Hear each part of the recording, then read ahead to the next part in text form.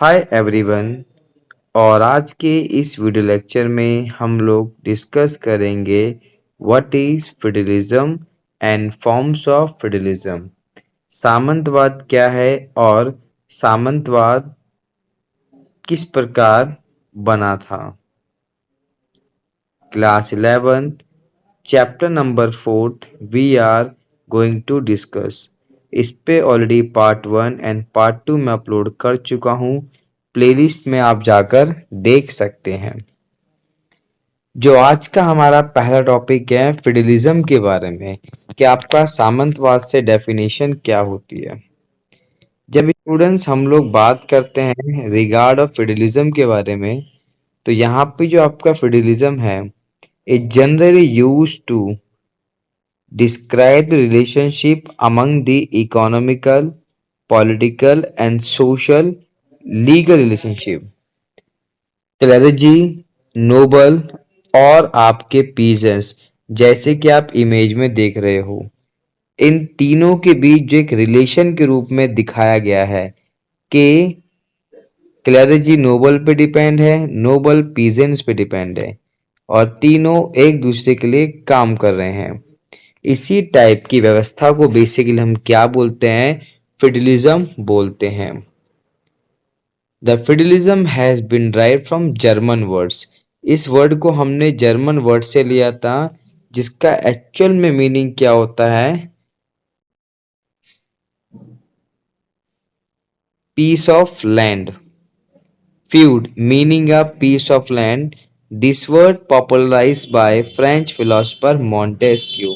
और ये आपका इम्पोर्टेंट एमसीक्यू बन गया कि जो फेडरलिज्म वर्ड था ये बेसिकली किसने बहुत ही फेमस करा या पॉपुलराइज करा? उसका नाम था मॉन्टेस्क्यू।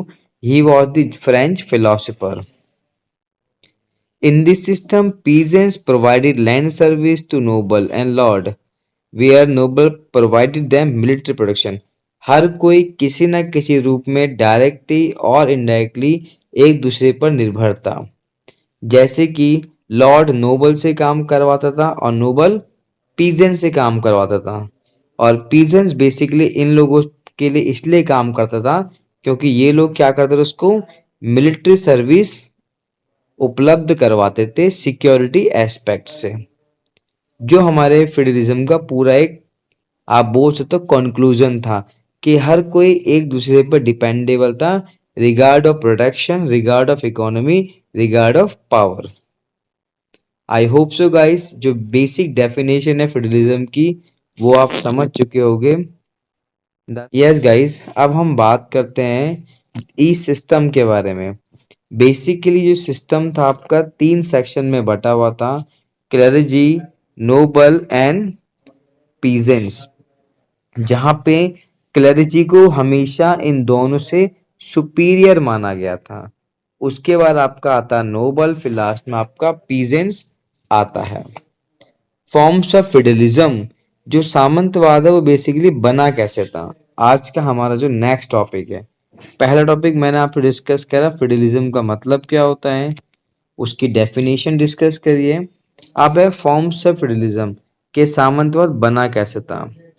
तो फेडरलिज्म के बनने के बहुत सारे एस्पेक्ट हैं, जहाँ पे हम एक एक को इंडिविजुअली डिस्कस करेंगे that how they all have been prepared. जैसे पहला है आपका political region. According to most of historians, federalism was political forms pattern where clergy was head of the society। जो फेडरलिज्म था यहाँ पे क्लर्जी को सोसाइटी का हेड माना गया था।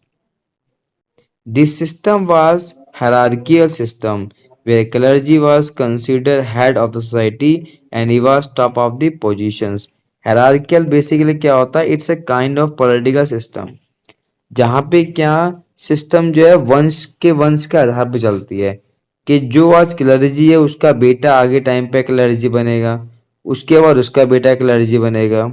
जैसे कि आप इमेज पे देख रहे हो, ये सिस्टम आपका हायरार्किकल होती है। इससे क्या होती है, जो सोसाइटी के नोबल हैं या जो सोसाइटी का लोअर सेक्शन है, पीजेंट्स है, वो कभी भी अपने आप को एक सुपीरियर के रूप में देख ही नहीं सकते थे।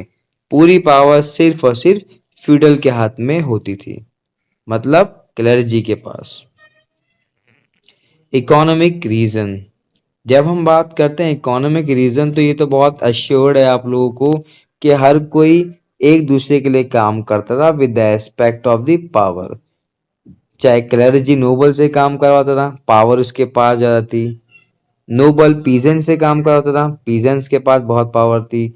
और इन दोनों का काम कौन करता था? आपका पीजेंट्स करता था, क्योंकि वो दोनों उसको बेसिकली प्रोटेक्शंस अवेलेबल करवाते थे।